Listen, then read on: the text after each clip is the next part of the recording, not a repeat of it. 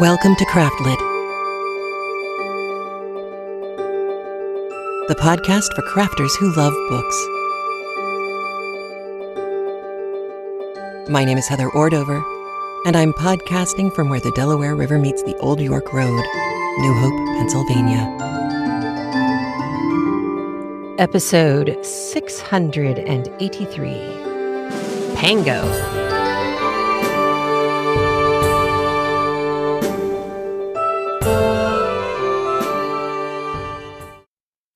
This episode of CraftLit is brought to you by our lovely listener members at craftlit.com/premium, at patreon.com/craftlit, and via the CraftLit app, which you can sign up for at craftlit.libsyn.com.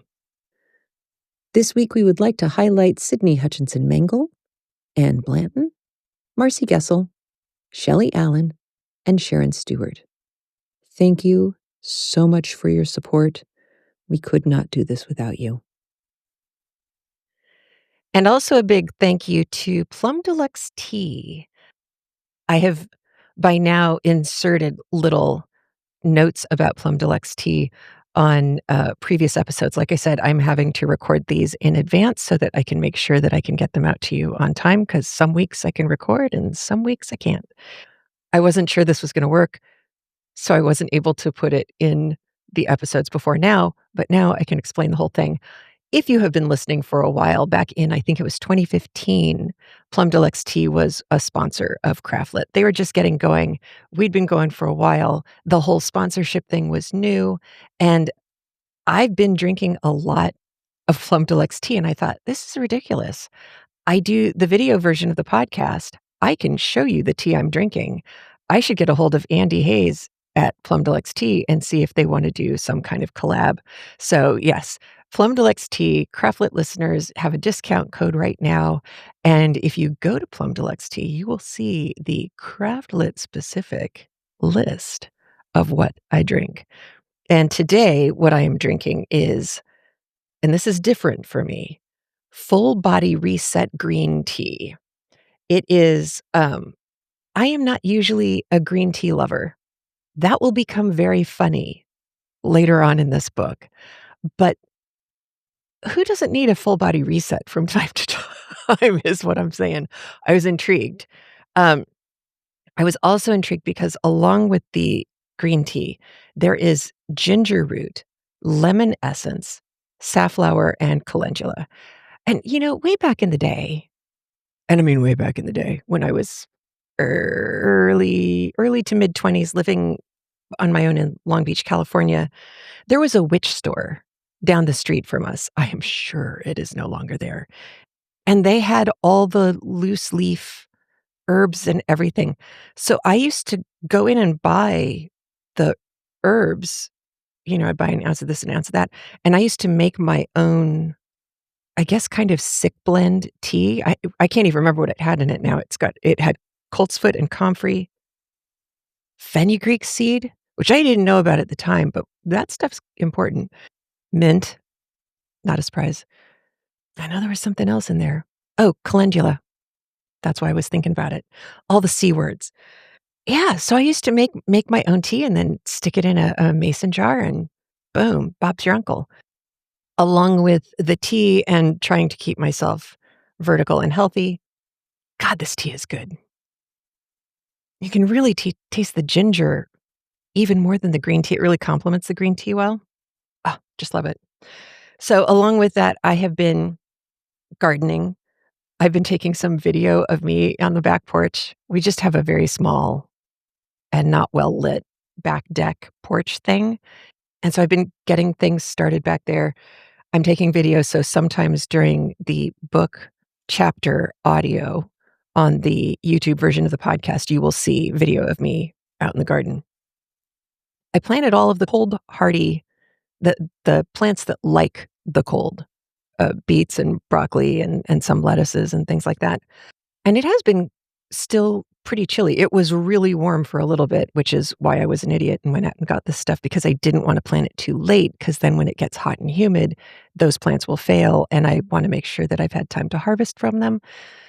So long story short, big honkin' storm, but not just storm, wind, to the point where last night the wind was strong enough that it blew the rain gutter, the enclosed round, not the, like, gutter that runs along the eaves that's open on the top. I'm talking about a real serious round 6.5 by 4.5 inch rain gutter, the kind that's, like, strapped down to the roof. It blew off and into the front and almost hit a car, which it would have been their car, but it still would have stung. So, yeah, the wind doesn't like plants. And none of these these are ones I transplanted. These aren't ones that I grew from seed. I'm doing that, and those will go in later.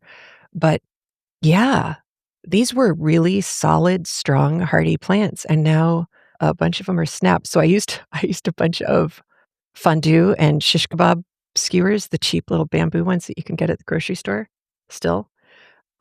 I I created little cages, like, stabbing them. It felt like I was kind of doing something from a Roadrunner Coyote cartoon, like, trying desperately to, or Wallace and Gromit. Anyway, I have no idea if it's gonna work or not, but, it's fun to get your hands dirty, and it made me feel, productive even on days when I couldn't be very productive. And then the other thing that I was doing on those days when I couldn't be productive is making a pangolin, which I know sounds weird. I will put a picture of Pango as she stands right now. I may be done with it by this time, but actually, by the time this comes out, I will have been posting progress pictures on Instagram and maybe even the progress video on YouTube, because I really hope by the time this goes out, I will have finished this beast. This is a commission from Aiden's friend at school, and I am making hexagon scales. And I didn't think very hard about it and realized that if I wanted the scales to be flippy, I was going to have to do two-sided hexagons. Did I talk about this already on the podcast? I don't remember. Anyway, it's looking good, and I'm about halfway done with making all of the hexies that I need to make. And I think I'm going to have to get some spray starch to make some of these hexies hold their shape a little bit better. But that's not the worst thing in the world. And yeah, so Pango the pangolin, by the time this goes out, God willing, and the creeks don't rise, I will be done, and you will be able to see some pictures both in the show notes and on screen on YouTube. So I'm very excited about that.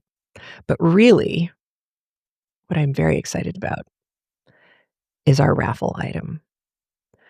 So in 682, I did a little insert of explaining about this raffle item. So I'm not going to explain a whole lot anymore, but I'm going to put up a picture again of this glorious Sir Walter Scott. This was a special edition cross-stitch kit. You're never going to find another one like it, and you're never going to find one that's been hand cross-stitched for you by Rebecca. This is Becca, who did, she does Book It with Becca blog, and she's the one who was on the Jane Austen live stream with me at the end of Emma. She's marvelous. My eyes are not. Her eyes are young and strong and healthy, and boy, what a lovely thing she did for all of us, and for somebody who's going to win this thing. So that's the raffle. I am so excited about this. It just makes my heart happy. There are some handmade things that are just so perfect. And Rebecca's work really is perfect. So I can't wait to see who's going to win it. Ah. All right. We've got a rehash last week.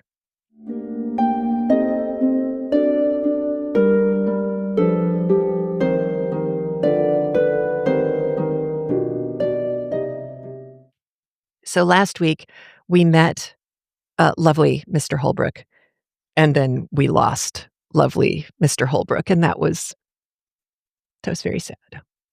I like him so much as a character, and clearly the people who did the miniseries did too. So this week we have a really interesting chapter in a very subtle way. She's doing this really subtle trick with characterization. We are going to learn more about some people who we know and some people who we will never meet, but we will now know very well. She does an amazing job at gracefully giving us character insight into these people, and it is marvelous. There are some, for us, tricky sub-references that she makes, just kind of, throwaway lines that, to my ear, I went, "Wait, what?" So, I wanna make sure that I go through those with you, and then we will, have other different things to talk about on the flip side. So, one of the things that actually becomes important, not just for this chapter, but actually for several chapters after this, is a joint stock bank. This is a bank that is owned by its shareholders. So, it's under a charter, it's gotten a charter from Parliament. It is a corporation. So that means that the risk is shared by more people, and that way there's also more capital for them to have started with. This kind of bank really only started in 1826, so it's still pretty new because this was written in 1850, meh, and it's taking place in 1840, meh. It was a progressive thing, a modern thing, but because it was new, there's also a lot of risk involved, and that's the thing to keep in mind, not so much for today, but just going forward, that this was, first of all, anybody who participated in a joint stock bank was really being very forward thinking and progressive in their thinking. So that's also really important to remember because you might not think that the further we get in this book. Everybody who was a member of the bank who used the bank for their banking needs got a bank book. This was also called a passbook. And it was like a little ledger. Like if you have checkbooks that have not the duplicate carbon paper, but the kind that have a tab on one side that you write the information down on, and then perforated next to it is the actual check, so that when you tear the check out, you have that little tabby thing on the side. Think like that. That passbook would be required not just by you, but it would be required that you take it to the bank so that every deposit or withdrawal you make is written on that little tabby part by the bank clerk. So you need to make sure that all of those pages, all of those little tabs are always there. That is your only financial record. Okay? Just remember. So, envelopes. We've talked at length, especially when we do Jane Austen books, about letters, how people wrote on sheets of paper and then they'd turn the paper over. They would leave a blank space for addressing the letter once they folded the whole thing up, but they would write everywhere else. And if they really had a lot to say, they would take the letter and turn it 90 degrees and then write with crossings so that you'd have writing going one direction and writing going another direction. And if they were really insane, writing even going diagonally. Yes, it made it harder to read. But if you spaced your lines out well enough or differently each time you did a crossing, it wasn't the hardest thing to do to read if somebody's handwriting was decent, I guess. But the other thing is that post Jane Austen, right around, I think 1820-ish, maybe it was between 1800 and 1820, somewhere in there, envelopes, actual dedicated envelopes started to be used. You can imagine for somebody who grew up writing in crossings on single sheets of paper, an envelope, piece of paper whose only job was to be an envelope. That'd be an enormous waste of paper. This would be like Depression era grandparents watching you throw out tinfoil after you had only used it twice, is what I'm saying. So you're going to hear about a person who turns his envelopes inside out and then reuses them, which I thought was genius. And I just wanted to throw this in there. The last couple of times I've ordered from Etsy, the shopkeepers are doing this too. They're taking Amazon packaging or they're taking packaging for something that they received and they'll kind of decorate on it, but they're just turning it inside out and reusing it. And I got to say, I love that. That made me so happy. I am sure there would be some people out there who'd be like, "Oh my god, you couldn't even bother to use a new envelope for me?" Whatever. I am not that person. I'm thrilled. And so when I saw this in this chapter about turning the envelope inside out, I wrote in big letters, Etsy. I was so excited. Along with these saving envelopes, there's also saving string. And I've already mentioned Depression era grandparents. I don't know if you were lucky enough to have access to these people, but string, tinfoil, string, rubber bands, matchbooks. Drawers full of and wrapping paper, which I still do. I will not, I am pained by having wrapping paper torn, especially beautiful, thick, expensive wrapping paper. I can't stand watching it get torn. I have a little pocket knife and I slice mine and then, fold it up nicely and reuse it and ribbons, kinda like the string. So, yeah, it's a thing. I'm fairly certain there is a cross-section of CraftLit listeners who do the same thing. I'm just guessing. Well, the other thing that was kind of novel at this time was, rubber bands. They were called India or Indian, depending on where you were, India or Indian rubber rings. It was kind of new in Victorian England to have access to something. It was kind of fashionable to have them. You can imagine what a big deal that this would be, though. I mean, just as far as convenience goes, to be able to have access to something rubber. And of course, the rings, which would be used exactly as we use them now, these were made from the latex, the byproduct, the sap of tropical trees. So rubber tree plants called India rubber because most Europeans believed that it came from the East Indies. The other thing about this India rubber is that the original usage before they figured out how to make the rubber bands out of it, the original usage was to use it to erase pencil marks. That's why in England they call it a rubber, not because it's a rubber outer, but because it used to be made of rubber. That's the research I found. If I am wrong, please let me know. Yeah. The word cherry, we've come across this before. I cannot remember which book it was with. Cherry, Chary, just means you're wary, you're reluctant to do something. You're gonna hear a line about Miss Maddie that I love. Miss Maddie, and this is the quote, piqued herself, Piqued, piqued herself on the precise neatness of all her chamber arrangements. This means she kept her room so tidy that she could walk around it in the dark and not just not walk into furniture. She could walk around in the dark and find things. I love that. Tonquin beans or Tonka beans. They're called Tonka beans in the book. They are actually Tonquin, Tonquin. These are South American. They're kind of wrinkly black seeds of a particular tree. I am not going to try and pronounce the Latin name of the tree. Actually, that's not true. I am going to try and pronounce it because it's kind of funny. Dipteryx, Dipteryx. And then the second part, odorata, Odorata. So letters are described as smelling like Tonka beans.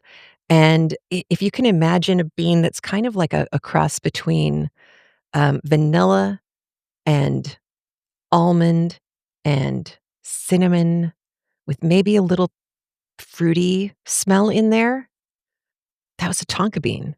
Now, if you're in the United States, you may be wondering to yourself, wow, that sounds marvelous. Why don't we have this here? And that is because they became illegal in the United States in 1954 because there is something in the bean called coumarin, not coumadin, not cumin, but coumarin, Coumarin. which in large amounts caused liver damage. I have a feeling it's kind of like red dye, what was it, red dye number 4, that if you drank nothing but, and maybe even ate nothing but red Kool-Aid, you would get cancer. I have a feeling they were kind of going overboard here. However, outside of the United States, you lucky people, these Tonka beans get used in desserts and often replace nuts, and they sound just delightful and marvelous. So if you travel and you get a chance to access Tonka beans, get some and then smuggle them back and send one to me. I would be fascinated to know what these things taste like. Okay, something I do not ever remember coming across on any CraftLit book before. A reference to a full-bottomed wig. So I am linking out to a video on the beans so you can kind of see the processing and see what they look like because it's kind of cool. I'm also linking out to a photograph, a photograph of a painting of a man wearing a full-bottomed wig. These were predating uh, now. So this would have been, I think, the late 1790s that these were very popular. They are exactly what they sound like. Like, the top part of the man's white powdered wig looks exactly like, George Washington. But then right around the top of the ear level, it goes out in this buoy. I don't even know how to describe it. It's like a wing. It's a stabilizer on the back of their head. It's enormous. It goes out past the back of their shoulders, like head. It just keeps going out. It is quite a thing. I don't know why these were popular. I am assuming it's because they cost more money, and so it was kind of a status thing. Maybe if you were particularly stern, this is what you wore. I'm fairly certain that these were not popular in the United States because I think they would have been, um, too hard to get or make here at that time when we were still being very restricted, around the Revolutionary War and after. Restricted on what we were able to, ship here and what expense would be added to things by shipping them here, so I'm not sure. PADUASOY. It's a big deal for about 2 pages. PADUASOY is spelled in the book exactly how you hear me say it. Padua, like Padua, soy, SOY. This is actually a really lovely, solid silk fabric. It was very popular in the 18th century. The French name for this, I will probably butcher it, but I'll do my best. Peau de soie. Peaudesoie.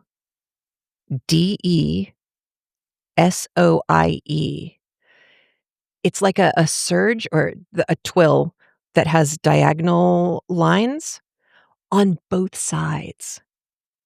So it's a 2 up, 2 down weave, and if you're trying to visualize this, think about the, material, especially in, like, World War II. I don't know if they still use it, but, like, World War II wool uniforms, that worsted wool uniform, that was serge fabric. So it's really smart. It wears well.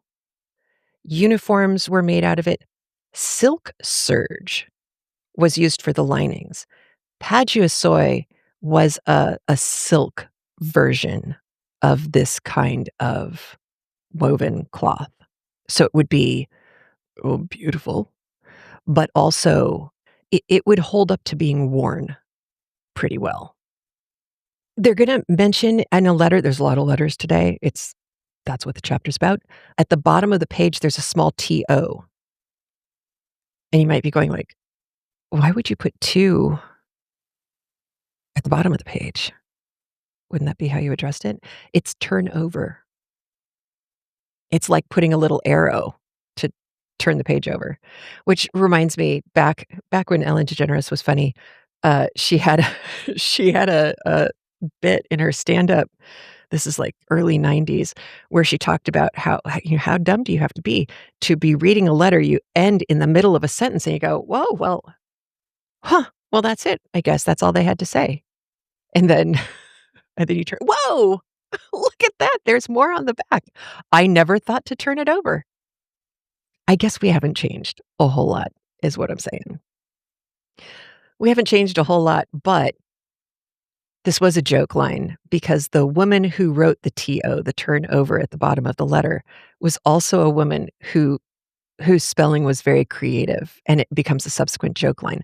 Like, she spells beauty, Bewty. So whenever they're quoting her letters, just know that whatever words could be cleverly and funnily misspelled in the text version of the book, they certainly are, and it is funny.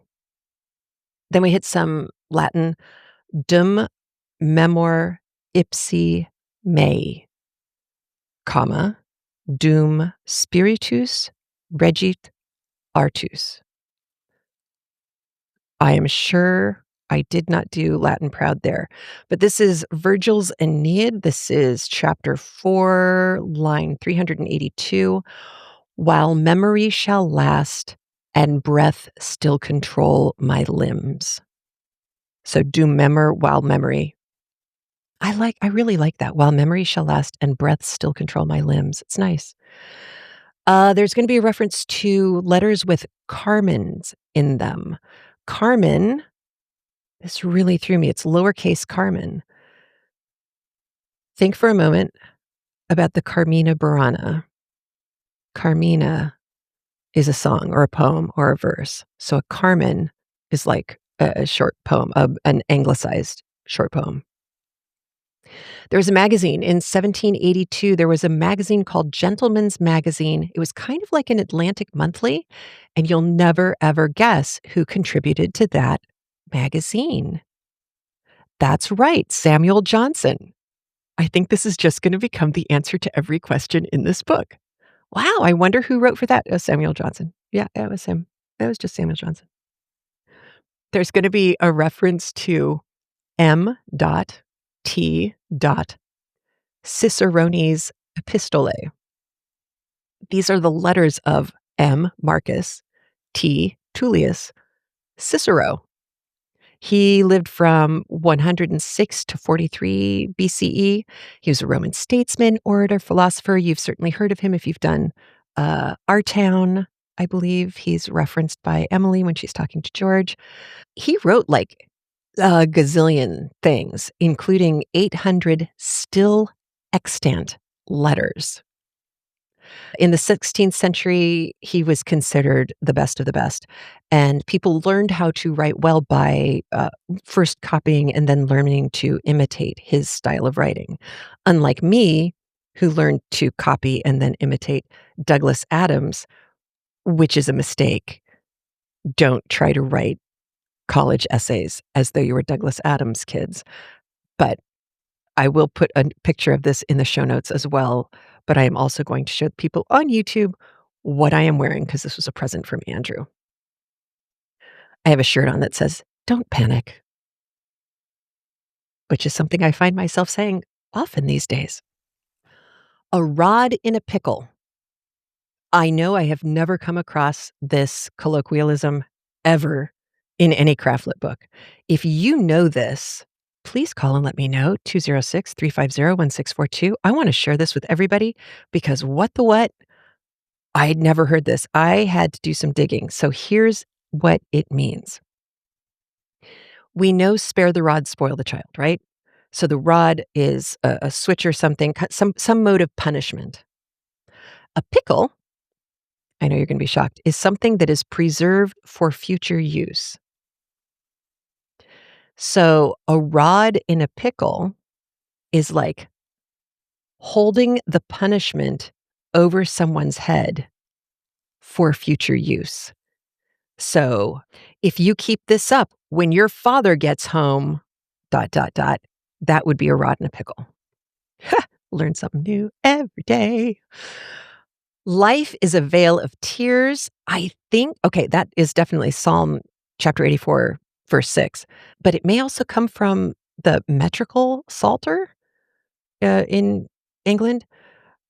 When you hear the life is a vale of tears line, keep your ears open because I think that is the most, that part of the story today is one of the best descriptions of helicopter parent I've ever heard. It feels so modern. I mean, the language is still Gaskell language, but wow, again, people, we just don't change. You're gonna hear a reference to Mrs. Chapone and Mrs. Carter. These are 2 women who were writers. Mrs. Chapone wrote, and she lived from 1727 to 1801, so a while ago. She wrote for The Rambler, and she wrote for Gentleman's Magazine.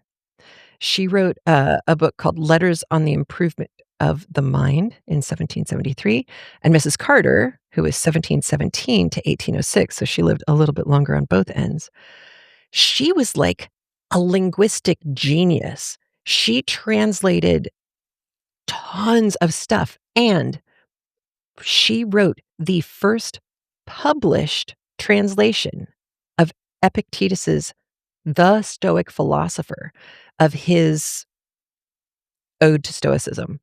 We're gonna talk about them on the flip side too, but guess who they were friends with? You'll never guess. Samuel Johnson, that's right. We'll talk more about them afterwards. They're very cool. So, I know we've talked about this before, but I actually got confused. So, I had thought that wafers that were used to seal letters were the blobs of sealing wax that you stamp. No, Heather, that's a seal. Wafers were the things that were gummed on the back that you could lick and stick. It was a sticker. And that means that to use a wafer, you can pretty much bet that somebody had to lick it. You can already see where this is going, right? From the family from the family that raised the woman who couldn't eat an orange in public because she might suck it. There was evidently another woman in 1814. She wrote a book, Miss Edgeworth, you're gonna hear a reference to her. She wrote a book in 1814 with a character who was offended by a letter she received, which was sealed with a wafer because she said, quote, "I wonder how any man can have the impertinence to send me his spittle."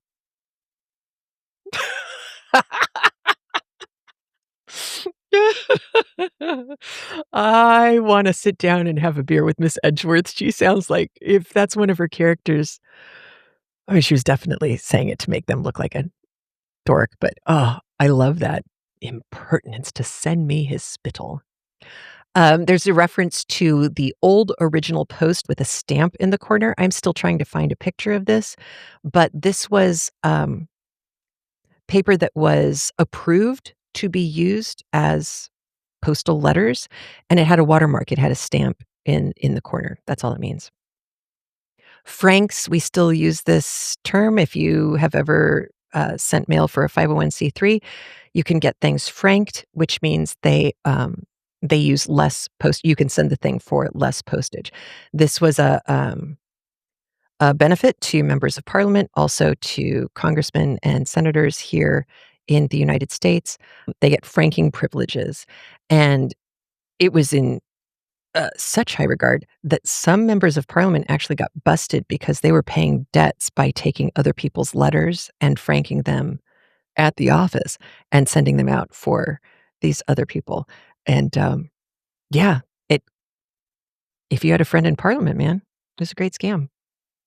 Some people had such beautiful stamps for their sealing wax that they assumed that people would be cutting the seal off instead of snapping it and breaking it, which that's just a level of pride that I don't think I will ever experience. Fabulous word for you, sesquipedalian. Sesquic equals 1.5. Pedalis means foot. So sesquipedalian writing is using 1.5 foot long words. Right? How have I not been using this? You can have sesquipedalian speakers. You can have sesquipedalian writing. We just watched the episode of Severance last night where the guy was criticized for using words that were too long. Sesquipedalian speaking.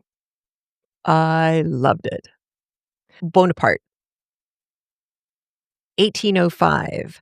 There were absolutely fears all throughout England, but mostly southern England, that Napoleon was going to invade the coast. So, less likely that that would happen in the northeast part of England, but really fear of Bonaparte or Boney, because he was called Boney, was pretty all over, whether it was realistic or not. And it's kind of funny because you're gonna hear, an 1850s version of, a bug-out bag. Uh, if you're pregnant, you have your bag that is packed for the last 3 months so that if something happens and you go into labor, you can grab the bag and go. Bug-out bags people are talking about now, making sure that you have a backpack that has water in it and Band-Aids and food and, all this stuff.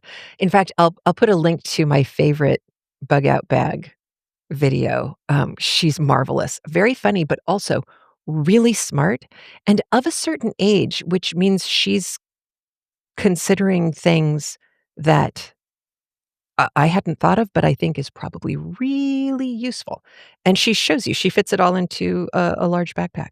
It's kind of like Alice Walker saying, if you have more than one child, just make sure that size-wise, age-wise, you only ever have one that you need to be carrying. Make sure the other ones are old enough to walk or run themselves so that you can have bug-out bag and baby. I think that was Alice Walker. Or somebody like her, if not. There's a reference to David and Goliath and Apollyon and Abaddon. So in the book of Revelation, chapter 9, verse 11, the line is, "And they had a king over them, which is the angel of the bottomless pit, whose name in the Hebrew tongue is Abaddon, but in the Greek tongue hath his name Apollyon." Okay? That's the King James Version. So Abaddon in Hebrew means destruction. And Apollyon in Greek means destroyer. They are both talking about the angel of the abyss. So, not a nice archangel at all. A fallen angel, a destructive angel, sometimes even used kind of as a personification of just destruction, capital D. So, if you call somebody Apollyon or Abaddon, it would be like calling your eighth grade English teacher who you didn't like very much, Heather, Beelzebub. It's like, you're just Satan. Kind of over the top, but it also gets the point across. There are all these obscure jokes in this chapter. I'm sorry this is going on forever because there are obscure jokes all over this chapter. Bonus Bernardus non video omnia.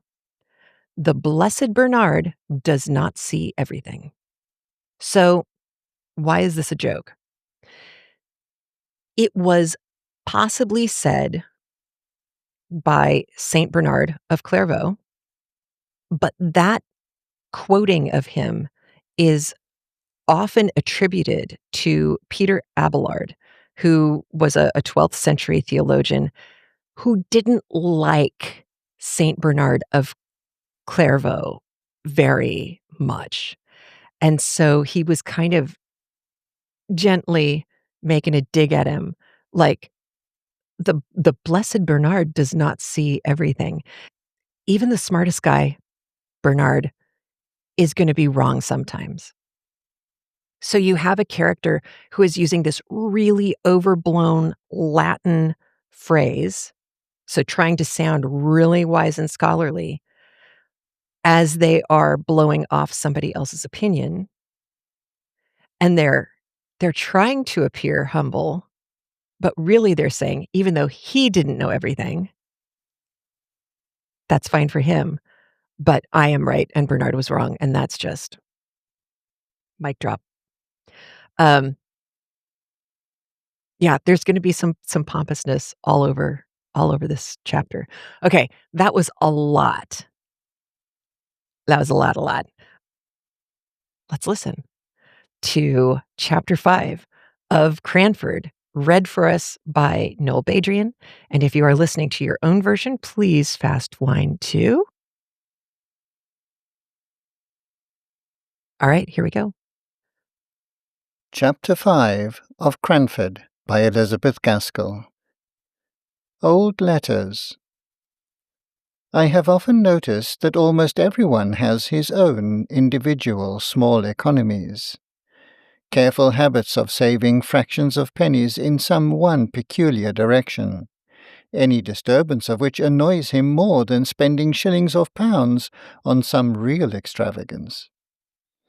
An old gentleman of my acquaintance, who took the intelligence of the failure of a joint stock bank, in which some of his money was invested, with stoical mildness worried his family all through a long summer's day, because one of them had torn, instead of cutting, out the written leaves of his now useless bank book. Of course, the corresponding pages at the other end came out as well, and this little unnecessary waste of paper, his private economy, chafed him more than all the loss of his money. Envelopes fretted his soul terribly when they first came in. The only way in which he could reconcile himself to such waste of his cherished article was by patiently turning inside out all that were sent to him, and so making them serve again. Even now, though tamed by age, I see him casting wistful glances at his daughters when they send a whole inside of a half-sheet of notepaper with the 3 lines of acceptance to an invitation, written on only one of the sides. I am not above owning that I have this human weakness myself. String is my foible. My pockets get full of little hanks of it, picked up and twisted together, ready for uses that never come. I am seriously annoyed if anyone cuts the string of a parcel instead of patiently and faithfully undoing it fold by fold. How people can bring themselves to use India rubber rings, which are a sort of deification of string, as lightly as they do, I cannot imagine.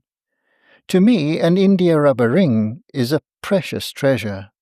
I have one which is not new, one that I picked up off the floor nearly 6 years ago.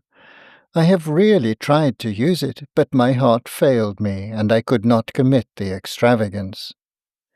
Small pieces of butter grieve others. They cannot attend to conversation because of the annoyance occasioned by the habit which some people have of invariably taking more butter than they want.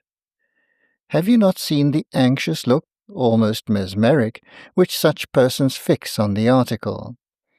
They would feel it a relief if they might bury it out of their sight by popping it into their own mouths and swallowing it down. And they are really made happy if the person on whose plate it lies unused suddenly breaks off a piece of toast, which he does not want at all, and eats up his butter. They think that this is not waste. Now, Miss Mattie Jenkins was chary of candles. We had many devices to use as few as possible. In the winter afternoons she would sit knitting for 2 or 3 hours. She could do this in the dark, or by firelight, and when I asked if I might not ring for candles to finish stitching my wristbands, she told me to keep blind man's holiday. They were usually brought in with tea, but we only burnt one at a time. As we lived in constant preparation for a friend who might come in any evening, but who never did, it required some contrivance to keep our 2 candles of the same length ready to be lighted, and to look as if we burned 2 always. The candles took it in turns, and, whatever we might be talking about or doing, Miss Mattie's eyes were habitually fixed upon the candle, ready to jump up and extinguish it, and to light the other, before they had become too uneven in length to be restored to equality in the course of the evening. One night, I remember, this candle economy particularly annoyed me. I had been very much tired of my compulsory blind man's holiday, especially as Miss Mattie had fallen asleep, and I did not like to stir the fire and run the risk of awakening her. So I could not even sit on the rug and scorch myself with sewing by firelight, according to my usual custom. I fancied Miss Mattie must be dreaming of her early life, for she spoke 1 or 2 words in her uneasy sleep, bearing reference to persons who were dead long before. When Martha brought in the lighted candle and tea, Miss Mattie started into wakefulness, with a strange, bewildered look around, as if we were not the people she expected to see about her. There was a little sad expression that shadowed her face as she recognized me, but immediately afterwards she tried to give me her usual smile. All through tea-time her talk ran upon the days of her childhood and youth. Perhaps this reminded her of the desirableness of looking over all the old family letters, and destroying such as ought not to be allowed to fall into the hands of strangers, for she had often spoken of the necessity of this task, but she had always shrunk from it with a timid dread of something painful. Tonight, however, she rose up after tea and went for them, in the dark, for she piqued herself on the precise neatness of all her chamber arrangements, and used to look uneasily at me when I lighted a bed candle to go to another room for anything. When she returned, there was a faint, pleasant smell of TONQUIN beans in the room. I had always noticed the scent about any of the things which had belonged to her mother, and many of the letters were addressed to her, yellow bundles of love letters, 60 or 70 years old. Miss Matty undid the packet with a sigh, but she stifled it directly, as if it were hardly right to regret the flight of time, or of life either. We agreed to look them over separately, each taking a different letter out of the same bundle and describing its contents to the other before destroying it. I never knew what sad work the reading of old letters was before that evening, though I could hardly tell why. The letters were as happy as letters could be, at least those early letters were. There was in them a vivid and intense sense of the present time, which seemed so strong and full, as if it could never pass away, and as if the warm living hearts that so expressed themselves could never die, and be as nothing to the sunny earth. I should have felt less melancholy, I believe, if the letters had been more so. I saw the tears stealing down the well-worn furrows of Miss Matty's cheeks, and her spectacles often wanted wiping. I trusted at last that she would light the other candle, for my own eyes were rather dim, and I wanted more light to see the pale and faded ink. But no, even through her tears she saw and remembered her little economical ways. The earliest set of letters were 2 bundles tied together and ticketed, in Miss Jenkins's handwriting, "Letters interchanged between my ever-honoured father and my dearly beloved mother prior to their marriage in July 1774. I should guess that the rector of Cranford was about 27 years of age when he wrote those letters, and Miss Matty told me that her mother was just 18 at the time of her wedding. With my idea of the rector derived from a picture in the dining-parlour, stiff and stately in a huge full-bottomed wig, with gown, cassock and bands, and his hand upon a copy of the only sermon he ever published. It was strange to read these letters. They were full of eager, passionate ardour, short, homely sentences, right fresh from the heart, very different from the grand Latinized Johnsonian style of the printed sermon, preached before some judge at assize time. His letters were a curious contrast to those of his girl bride. She was evidently rather annoyed at his demands upon her for expressions of love, and could not quite understand what he meant by repeating the same thing over in so many different ways. But what she was quite clear about was a longing for a white PADUASOY, whatever that might be, and 6 or 7 letters were principally occupied in asking her lover to use his influence with her parents, who evidently kept her in good order, to obtain this or that article of dress, more especially the white PADUASOY. He cared nothing how she was dressed. She was always lovely enough for him, as he took pains to assure her, when she begged him to express in his answers a predilection for particular pieces of finery, in order that she might show what he said to her parents. But at length he seemed to find out that she would not be married till she had a trousseau, to her mind, and then he sent her a letter which had evidently accompanied a whole boxful of finery, and in which he requested that she might be dressed in everything her heart desired. This was the first letter, ticketed in a frail, delicate hand, from my dearest John. Shortly afterwards they were married, I suppose, from the intermission in their correspondence. "We must burn them, I think," said Miss Matty, looking doubtfully at me. "No one will care for them when I am gone." And one by one she dropped them into the middle of the fire, watching each blaze up, die out, and rise away, in faint, white, ghostly semblance, up the chimney, before she gave another to the same fate. The room was light enough now, but I, like her, was fascinated into watching the destruction of those letters, into which the honest warmth of a manly heart had been poured forth. The next letter, likewise docketed by Miss Jenkins, was endorsed, "Letter of pious congratulation and exhortation from my venerable grandfather to my beloved mother, on occasion of my own birth." Also some practical remarks on the desirability of keeping warm the extremities of infants from my excellent grandmother. The first part was, indeed, a severe and forcible picture of the responsibilities of mothers, and a warning against the evils that were in the world and lying in ghastly wait for the little baby of 2 days old. His wife did not write, said the old gentleman, because he had forbidden it, she being indisposed with a sprained ankle, which, he said, quite incapacitated her from holding a pen. However, at the foot of the page was a small T.O., and on turning it over, sure enough, there was a letter to "My dear, dearest Molly," begging her when she left her room, whatever she did, to go upstairs before going down, and telling her to wrap her baby's feet up in flannel and keep it warm by the fire, although it was summer, for babies were so tender. It was pretty to see from the letters, which were evidently exchanged with some frequency between the young mother and the grandmother, how the girlish vanity was being weeded out of her heart by love for her baby.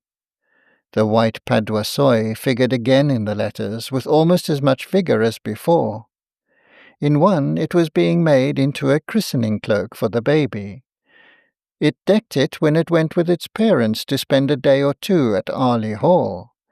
It added to its charms when it was the prettiest little baby that ever was seen. Dear mother, I wish you could see her. Without any partiality, I do think she will grow up a regular beauty.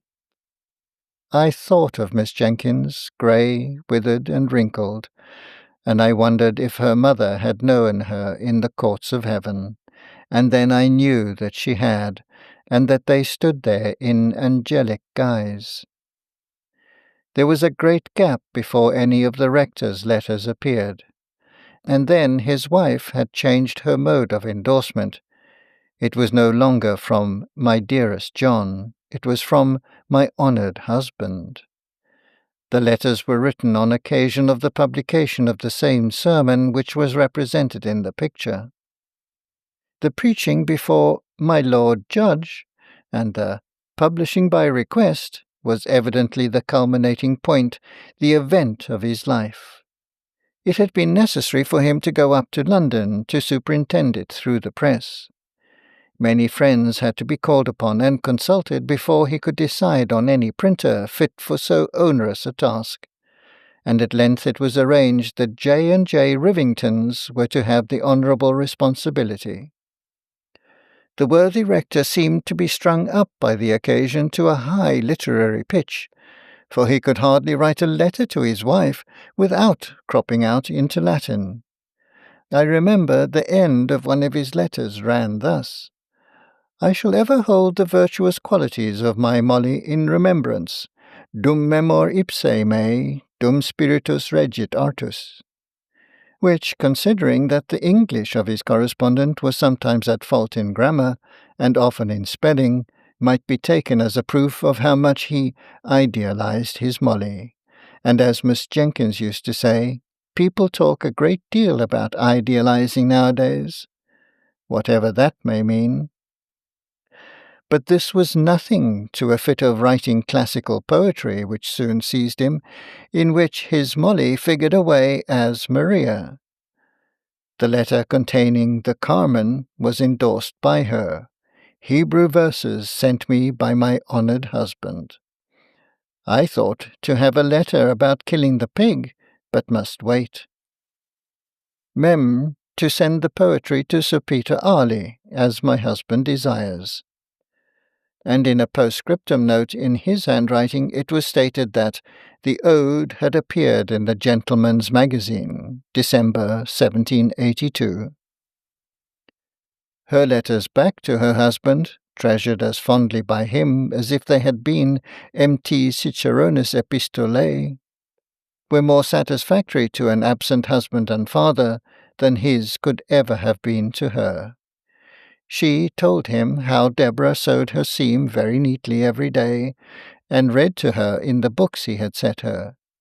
How she was very forward, good child, but would ask questions her mother could not answer. But how she did not let herself down by saying she did not know, but took to stirring the fire or sending the forward child on an errand. Mattie was now the mother's darling, and promised, like her sister at her age, to be a great beauty. I was reading this aloud to Miss Mattie, who smiled and sighed a little at the hope, so fondly expressed, that little Mattie might not be vain, even if she were a beauty. "I had very pretty hair, my dear," said Miss Matilda, "and not a bad mouth." And I saw her soon afterwards adjust her cap and draw herself up. But to return to Mrs. Jenkins's letters. She told her husband about the poor in the parish, what homely domestic medicines she had administered, what kitchen physic she had sent. She had evidently held his displeasure as a rod in pickle over the heads of all the ne'er-do-wells. She asked for his direction about the cows and pigs, and did not always obtain them, as I have shown before. The kind old grandmother was dead when a little boy was born, soon after the publication of the sermon. But there was another letter of exhortation from the grandfather, more stringent and admonitory than ever, now that there was a boy to be guarded from the snares of the world. He described all the various sins into which men might fall, until I wondered how any man ever came to a natural death. The gallows seemed as if it must have been the termination of the lives of most of the grandfather's friends and acquaintances, and I was not surprised at the way in which he spoke of his life being a vale of tears. It seemed curious that I should never have heard of this brother before, but I concluded that he had died young, or else surely his name would have been alluded to by his sisters. By and by we came to packets of Miss Jenkins's letters. These Miss Mattie did regret to burn. She said all the others had been only interesting to those who loved the writers, and that it seemed as if it would have hurt her to allow them to fall into the hands of strangers who had not known her dear mother and how good she was, although she did not always spell quite in the modern fashion. But Deborah's letters were so very superior, anyone might profit by reading them. It was a long time since she had read Mrs. Chapone, but she knew she used to think that Deborah could have said the same thing quite as well. And as for Mrs. Carter, people thought a deal of her letters just because she had written Epictetus. But she was quite sure Deborah would never have made use of such a common expression as, "I canna be fashed." Miss Mattie did grudge burning these letters, it was evident. She would not let them be carelessly passed over, with any quiet reading and skipping to myself. She took them from me, and even lighted the second candle in order to read them aloud, with a proper emphasis, and without stumbling over the big words. Oh dear, how I wanted facts instead of reflections before those letters were concluded. They lasted us 2 nights, and I won't deny that I made use of the time to think of many other things, and yet I was always at my post at the end of each sentence. The rector's letters, and those of his wife and mother-in-law, had all been tolerably short and pithy, written in a straight hand, with the lines very close together. Sometimes the whole letter was contained on a mere scrap of paper. The paper was very yellow and the ink very brown. Some of the sheets were, as Miss Matty made me observe, the old original post, with the stamp in the corner representing a postboy riding for life and twanging his horn. The letters of Mrs. Jenkins and her mother were fastened with a great round red wafer, for it was before Miss Edgeworth's patronage had banished wafers from polite society. It was evident from the tenor of what was said that francs were in great request, and were even used as a means of paying debts by needy members of Parliament. The rector sealed his epistles with an immense coat of arms, and showed by the care with which he had performed the ceremony that he expected they should be cut open, not broken by any thoughtless or impatient hand. Now, Miss Jenkins's letters were of a later date in form and writing. She wrote on the square sheet, which we have learnt to call old-fashioned. Her hand was admirably calculated, together with the use of many-syllabled words, to fill up a sheet, and then came the pride and delight of crossing. Poor Miss Matty got sadly puzzled with this, for the words gathered size like snowballs, and towards the end of her letter Miss Jenkins used to become quite sesquipedalian. In one to her father, slightly theological and controversial in its tone, she had spoken of Herod, Tetrarch of Idumea. Miss Matty read it, Herod, Petrarch of Etruria, and was just as well pleased as if she had been right. I can't remember the date, but I think it was in 1805 that Miss Jenkins wrote the longest series of letters, on occasion of her absence on a visit to some friends near Newcastle upon Tyne. These friends were intimate with the commandant of the garrison there, and heard from him of all the preparations that were being made to repel the invasion of Bonaparte, which some people imagined might take place at the mouth of the Tyne. Miss Jenkins was evidently very much alarmed, and the first part of her letters was often written in pretty intelligible English, conveying particulars of the preparations which were made in the family with whom she was residing against the dreaded event. The bundles of clothes that were packed up ready for a flight to Alston Moor, a wild hilly piece of ground between Northumberland and Cumberland. The signal that was to be given for this flight, and for the simultaneous turning out of the volunteers under arms, which said signal was to consist, if I remember rightly, in ringing the church bells in a particular and ominous manner. One day, when Miss Jenkins and her hosts were at a dinner party in Newcastle, this warning summons was actually given. Not a very wise proceeding, if there be any truth in the moral attached to the fable of the boy and the wolf.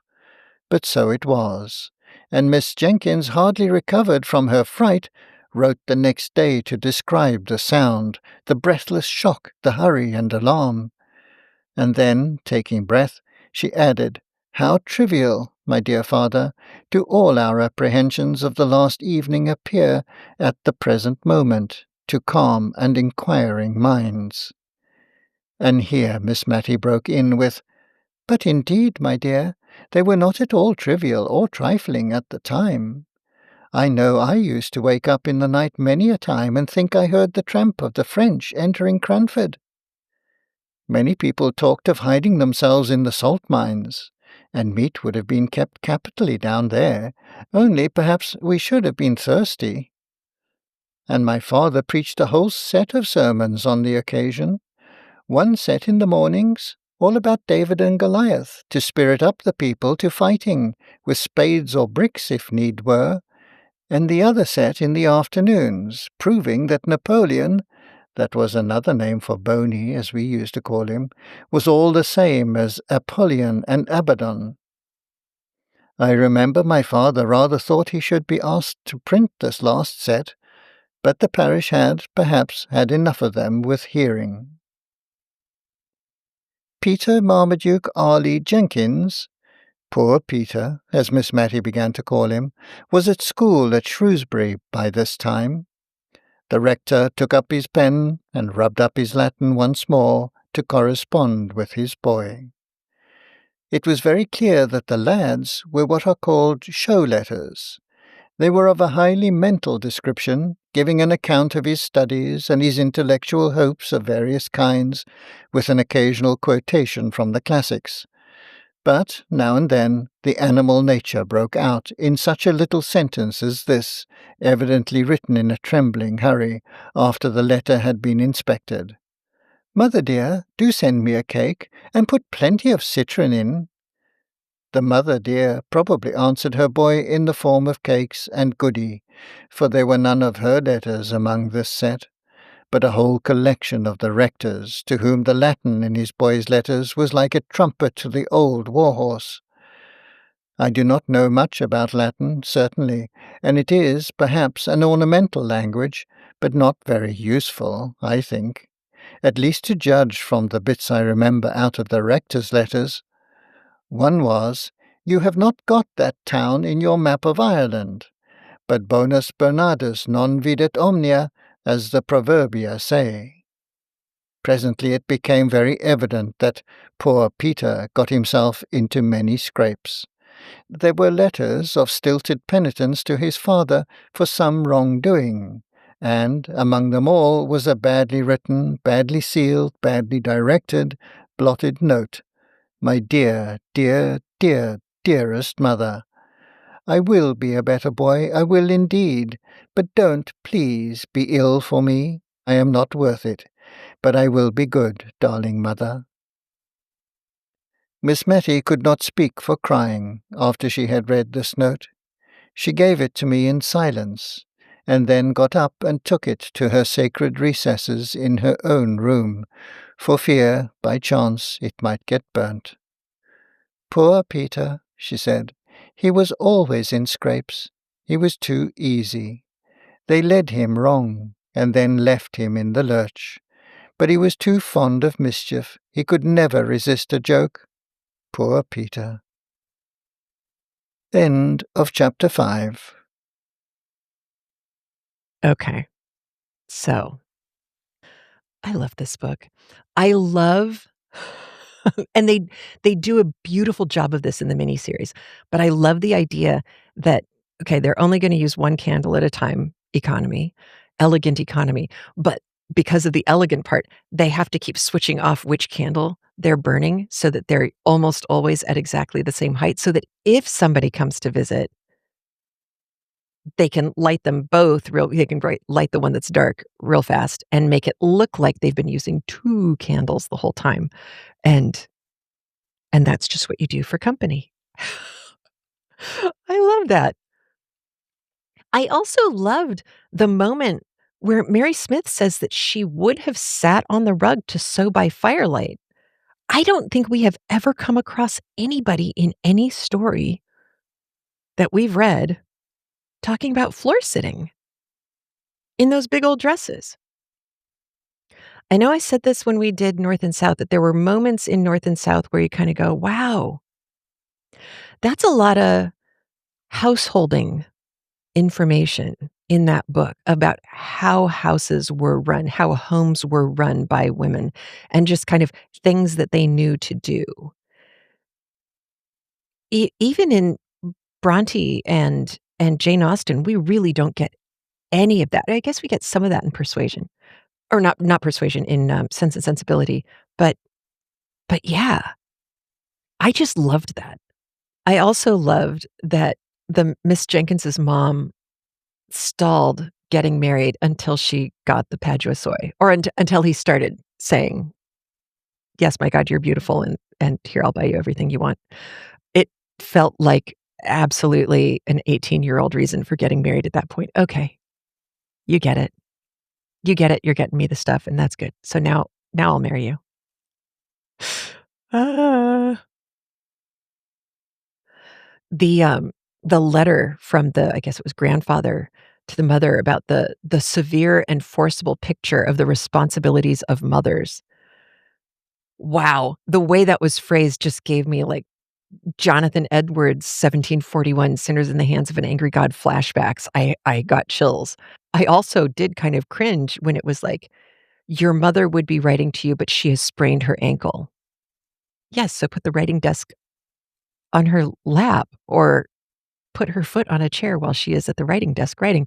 I mean, what, because you've broken your or because you've sprained your ankle, you can't write? That had yellow wallpaper vibes to me all over the place, so that was something else too. Now, I didn't understand, and I hope somebody else does. Again, you can write me heather@craftlit.com, or you can call 206-350-1642. The line from the mother, or well, the grandmother now, the line from the grandmother to the mother, "Molly, after you've had your baby, when you leave your room, go upstairs before going down." The only thing I could think of was, is the nursery upstairs? And so you're supposed to go up and check on the baby before you go down to deal with regular life? But these homes don't seem big enough to have a nursery upstairs? I was confused. I have no idea what that means. So please let us all know if you know. I also thought it was very sweet that Miss Jenkins, who of course at this point we have lost, um, that Miss Jenkins was the most beautiful baby. And I know every parent is partial, as you should be. But somehow I never would have thought that that would ever be a descriptor that was used with Miss Jenkins, and I love that it was. There was one other joke, and I didn't wanna give it away at the beginning. I know some of you caught it. I did not the first couple times I read. The Carmen joke when he's writing her the poetry, he's writing in Latin. When she writes her letter about it, she says he had written her verses in Hebrew. Love it. Precious. Love it. I also loved that Miss Jenkins was a child who asked a lot of questions, and the mother who said, she couldn't answer many of these questions, so she would just stir the fire or send Miss Jenkins to run an errand. And this goes straight into Mary Wollstonecraft because she talks a lot about how the miseducation of women, or the education of women, or the complete lack of education for women is such a huge mistake because of these specific moments. Because if women are the ones who are taking care of the children, then that means women are the one who are gonna get hit with these questions because children are curious and want to learn things. So why not prepare yourself? Why not be prepared? Otherwise, you put women into these horrible positions of, like, ignoring the child, which doesn't help anyone in the long run. The woman feels bad, the kid doesn't learn anything, and you're setting everybody back. So this was a beautiful active illustration of exactly what Mary Wollstonecraft was so upset about in the first third of Vindication of the Rights of Woman. Okay, I told you that we were gonna talk about, Mrs. Trapone and Mrs. Carter again. We have talked about this group before. I cannot remember which book it was with, but they were part of the 18th century English bluestocking movement. These are literary women who promoted female intellectualism and moral development. Gaskell is absolutely intentionally name dropping here because Cranford is about domestic gentility and moral seriousness and self-improvement in a gentle kind of way. And these women would have been fabulous role models for the older women of Cranford. The important reason why Gaskell name drops these two is it does show us how well-read and kind of aspirational the women in Cranford are. It also kind of pokes fun at the overly sincere tone of some kinds of self-improvement, and also gives some props to women who were serious thinkers of their day without needing to, like, shout it from the rooftops and stick it in somebody's face. She just kinda slides it in there, like, if you know, you know. It's also, the work that these women were doing absolutely led directly into Mary Wollstonecraft, which is not a huge surprise. Hester Chapone, she, wrote a conduct book for young women. It was called Letters on the Improvement of the Mind, which I mentioned. It was advice on moral character building and reading habits and proper behavior. It was very popular. She was kind of the genteel moral instruction side. You can see why Samuel Johnson was into her. And then Mrs. Carter, Elizabeth Carter, she's the one who was the, amazing translator, the Discourses of Epictetus, which she translated from the Greek. It was, by the way, it wasn't just the first it was the first translation at all ever by a woman in England of Greek, and the first translation of Epictetus, period. How do we not know her? Um, she had many modern and classical languages under her belt, and to admire her, you're admiring kind of the morals. I mean, she translated the Stoic book. She's got her mind right, and at the same time, because of the way that she comports herself in her writing, you can't call her, and again, I'm going back to a Mary Wollstonecraft thing. These are 2 women who would never have been accused of being masculine women. This has nothing to do with how butch they look. This is masculine women being women who are actively trying to take the work, take and do on their own the work that men should, I'm using air quotes, be doing. The Letters on the Improvement of the Mind was a book written for women by a woman. She was not gonna get dissed for that. It's interesting that Elizabeth Carter didn't get dissed for it, but because her other writing seems to have been very much, in the gentility category. The fact that she was also this ferocious brain who knew all the languages and could translate from Greek, and yet still be a Mrs. These were both married women, and be considered genteel. It was gonna be hard to go after her. I think Mary Wollstonecraft got a lot more flack. She was also writing later, but a lot more flack for crossing that line. So, I thought those 2 women were kinda interesting. I have not read anything that they have written, but I'm gonna see if I can find a copy of the Letters of the Improvement of the Mind. I'm sure it's on Gutenberg, but also the Discourses of Epictetus. I'm very curious to see what her translation looks like and how it reads. So, if I find, Gutenberg links for you, I will put them in the show notes as well. All right. Phew, that is it. Big one. You take care of yourself. Have a great one. I will talk to you later. All right. Bye. You can find show notes for this episode and links to other episodes at craftlit.com. CraftLit also appears anywhere you can get a podcast: iTunes, Spotify, iHeartRadio, and on, including its own dedicated app. There are lots of ways to support CraftLit, from patreon.com/craftlit to craftlit.com memberships and channel memberships on YouTube. You can find out more details at craftlit.com/premium. And as always, thank you for your support. And remember, if your hands are too busy to pick up a book, at least you can turn one on.